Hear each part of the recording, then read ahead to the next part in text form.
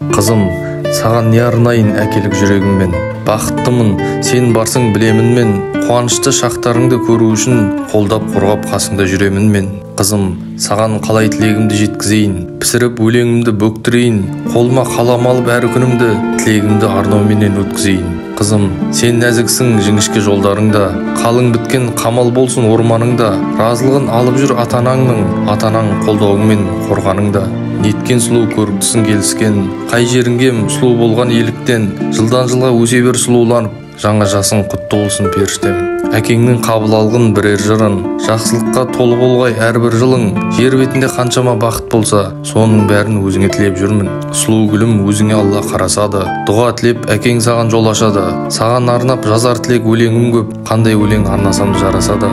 Сен мені самал болып есіп жүрсің, мен үшін таусылмайтын есіл жырсың. Мен сенімен бақыттымын неге десең, себебі жәннатымның есігісің.